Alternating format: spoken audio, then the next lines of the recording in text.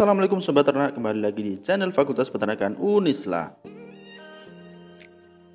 Untuk video kali ini kita akan belajar cara pembuatan mikroorganisme lokal atau yang biasa disingkat dengan MOL. MOL sendiri adalah cairan yang terbuat dari bahan-bahan alami sebagai media hidup dan berkembangnya mikroorganisme yang berguna untuk mempercepat penguraian bahan organik. MOL dapat dimanfaatkan sebagai pupuk organik, dekomposer, ataupun pestisida nabati, tergantung jenis mikroorganisme yang digunakan ataupun zat yang terkandung. Contohnya, MOL bonggol pisang dapat digunakan sebagai dekomposer dan juga pupuk organik cair, karena MOL bonggol pisang kaya akan fosfor dan juga mikroorganisme pengurai. Selain itu, ada juga MOL daun gamal yang dapat digunakan sebagai pupuk karena mengandung banyak nitrogen, dan juga dapat digunakan sebagai pestisida alami karena mengandung tanin yang merupakan racun bagi serangga. Pembuatan MOL sendiri cukuplah mudah dan relatif singkat. Selain itu, pembuatan MOL cukuplah murah karena banyak menggunakan bahan-bahan sisa.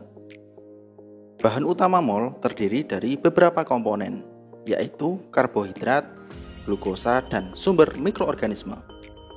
Nah Sobat Ternak, tak usah menunggu lama, yuk kita belajar cara pembuatan MOL. Langkah pertama, siapkan bahan yang terdiri dari air cucian beras sebagai sumber karbohidrat, molasses sebagai sumber glukosa, dan yang terakhir adalah sisa buah sebagai sumber mikroorganisme. Langkah kedua, haluskan sisa buah sampai lembut. Kemudian masukkan ke wadah yang telah disediakan. Setelah itu, campur molasses dengan air cucian beras, kemudian aduk sampai rata. Kemudian campurkan semua bahan. Setelah itu, tutup rapat dan fermentasi selama 1-2 minggu. Selama proses fermentasi, maka akan terbentuk gas karbon dioksida.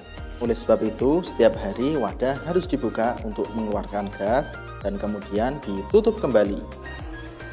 Jika sobat tidak ingin repot, maka sobat dapat membuat katup air.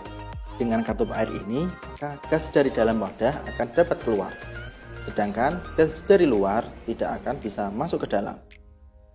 Setelah 1 atau 2 minggu, maka MOL dapat digunakan. Nah demikian sobat, mudahkan untuk pembuatan MOL. Jangan lupa memanfaatkan apa yang ada di sekitar kita menjadi hal yang bermanfaat.